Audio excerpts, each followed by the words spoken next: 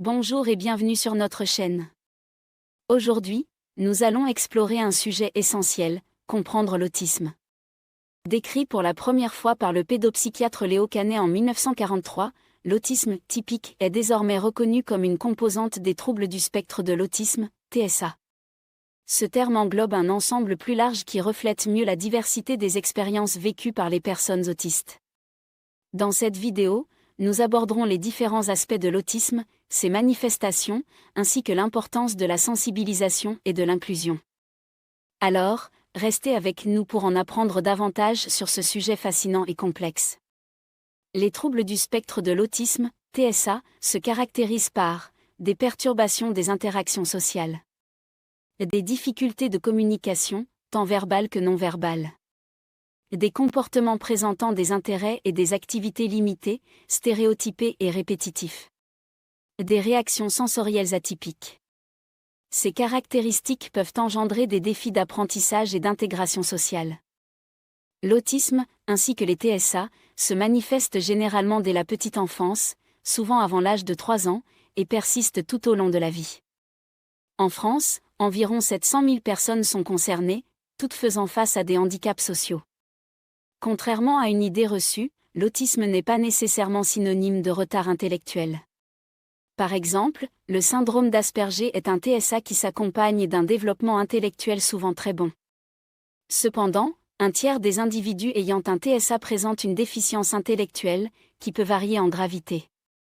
Un syndrome autistique peut également se manifester dans le cadre de pathologies génétiques associées à un handicap intellectuel sévère, tels que les troubles liés à l'X fragile ou, parfois de façon temporaire, le syndrome de Rett.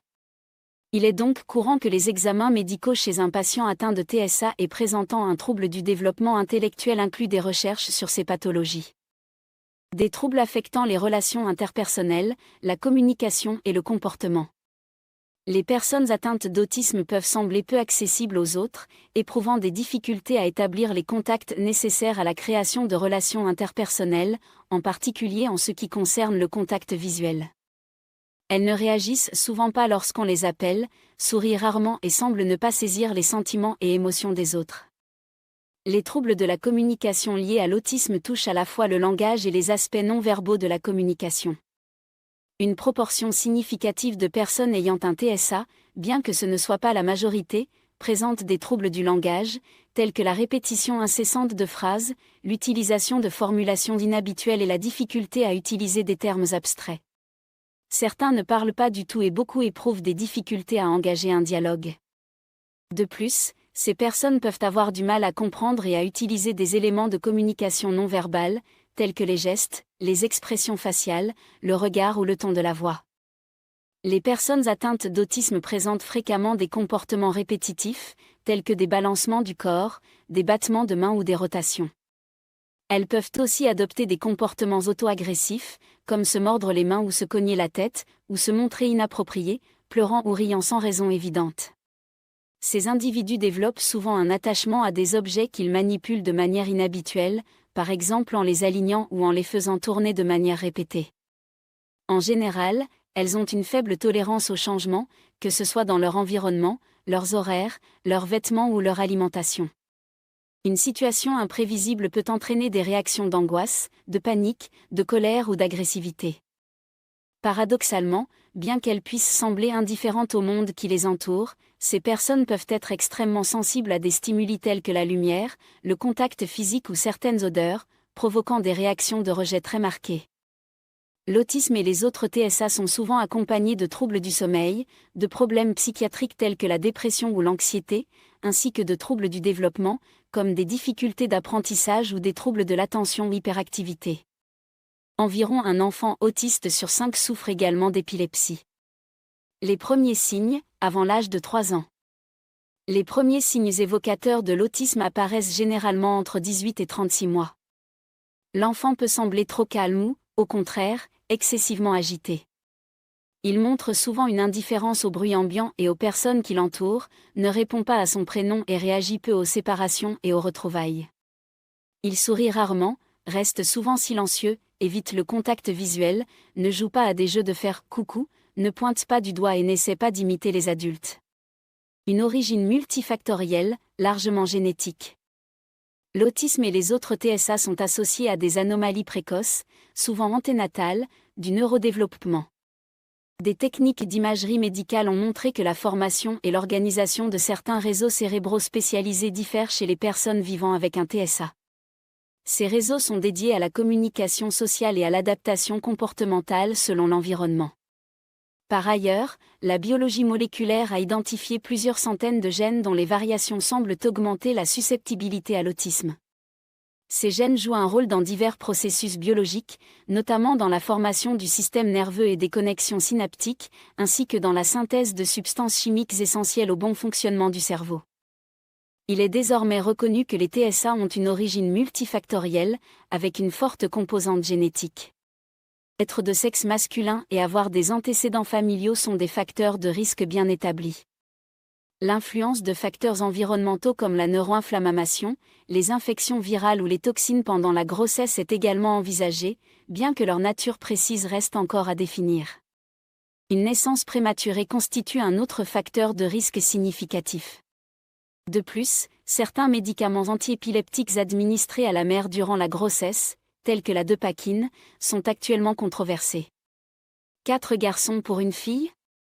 Bien que les garçons soient plus souvent diagnostiqués avec un autisme que les filles, ce rapport doit être nuancé. Les outils de détection et d'évaluation de ce trouble ont principalement été validés sur des populations masculines, ce qui peut entraîner l'occultation de signes spécifiques aux filles. Une approche globale. L'autisme et les troubles du spectre de l'autisme, TSA, ne peuvent pas être guéris, mais une prise en charge appropriée peut améliorer les capacités fonctionnelles des personnes concernées, leur permettant d'interagir avec leur environnement et de s'y adapter.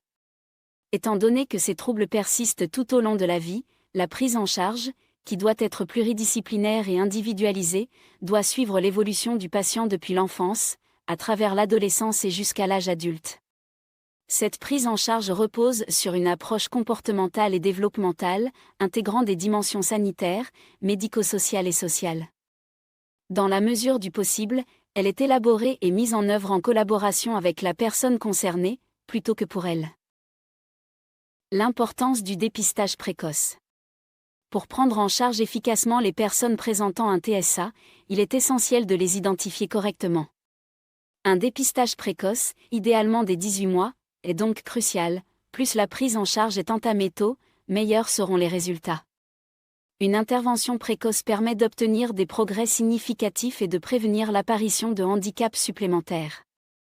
Le développement des enfants concernés est évalué régulièrement, au moins une fois par an, afin d'ajuster les interventions à leurs besoins spécifiques.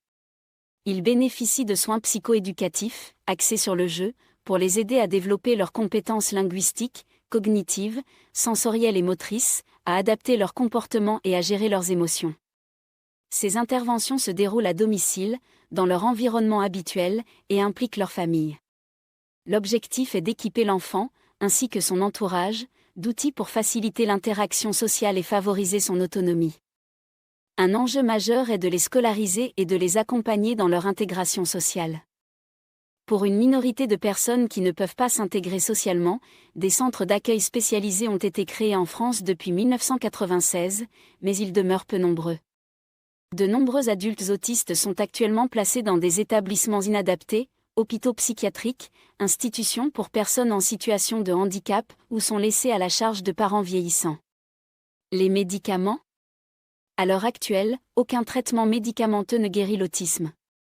Cependant, certains médicaments peuvent être utilisés pour traiter des pathologies souvent associées au TSA, comme l'épilepsie. Les enjeux de la recherche. La recherche française sur l'autisme et les autres troubles du neurodéveloppement se structure autour d'un groupement d'intérêt scientifique, GIS, intitulé GIS Autisme et TND, qui regroupe plus de 130 équipes affiliées à l'INSERM, au CNRS, aux universités, au CHRU, à l'Institut Pasteur, à INRAE, et au CEA.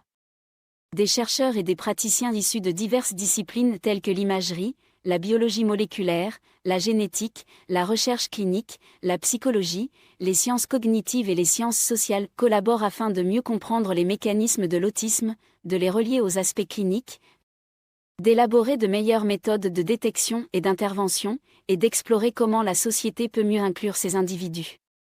Pour appréhender le développement précoce des circuits cérébraux et leur relation avec les manifestations cliniques associées au TSA, la recherche s'articule autour de 4 axes.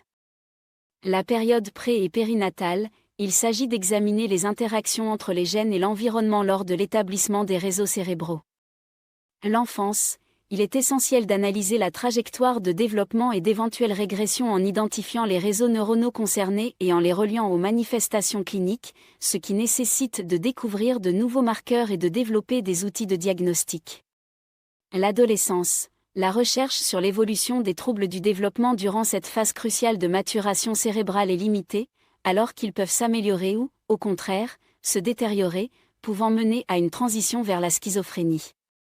Cette période peut également voir l'émergence de troubles psychiques ou cognitifs préexistants, révélant ainsi un autisme qui était auparavant inaperçu. Les adultes, souvent négligés par la recherche, il est important d'explorer la biologie et les manifestations cliniques de l'autisme chez les adultes, car elles peuvent différer de celles observées chez les enfants.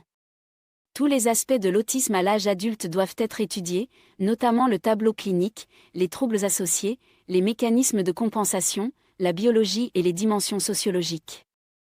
Détecter et prendre en charge. De nouveaux outils, tels que l'analyse automatique de vidéos et le suivi du regard, sont en cours d'évaluation pour détecter les TSA dans le cadre habituel de vie des bébés, plutôt que dans des environnements étrangers comme les cabinets médicaux ou les hôpitaux.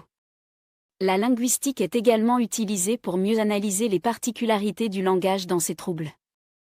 Un nouveau domaine de recherche se développe pour établir un corpus de connaissances sur l'éducation des enfants autistes, visant à les aider à acquérir des compétences et à devenir de véritables apprenants à l'école. Ce champ mobilise aussi bien la psychologie du développement et de l'apprentissage que les neurosciences cognitives, incluant l'imagerie cérébrale fonctionnelle.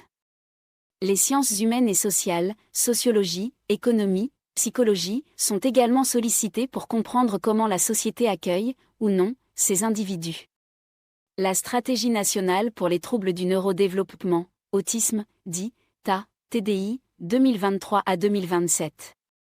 La Stratégie nationale pour l'autisme 2018-2022 a permis d'importantes avancées en matière de recherche sur les troubles du neurodéveloppement, en consolidant un réseau de recherche dynamique. Elle a établi des bases solides avec la création du GIS Autisme et TND, au sein de celui-ci, du groupe de réflexion des associations de personnes concernées pour la science, GRAP. Cette initiative a également conduit à l'établissement de 5 centres d'excellence, à la nomination de chefs de clinique pour promouvoir des projets de recherche, et à la mise en place de la cohorte Marianne. Cette dynamique se poursuit avec la Stratégie nationale pour les troubles du neurodéveloppement 2023-2027, dotée d'environ 680 millions d'euros, qui se décline en 6 engagements. Renforcer la dynamique de recherche et accélérer la diffusion des connaissances auprès de tous les acteurs. Garantir un accompagnement adapté à chaque personne, offrir des interventions de qualité tout au long de la vie et intensifier la formation des professionnels. Avancer l'âge du repérage et des diagnostics, et intensifier les interventions précoces. Adapter le parcours scolaire, de la maternelle à l'enseignement supérieur. Accompagner les adolescents et les adultes. Faciliter la vie des personnes et des familles, et sensibiliser la société aux troubles du neurodéveloppement. Merci d'avoir regardé notre vidéo sur l'autisme et les troubles du spectre de l'autisme. Nous espérons que cette exploration vous a aidé à mieux comprendre la diversité des expériences vécues par les personnes autistes. En sensibilisant le public et en promouvant l'inclusion, nous pouvons tous contribuer à créer un environnement plus accueillant et compréhensif pour chacun.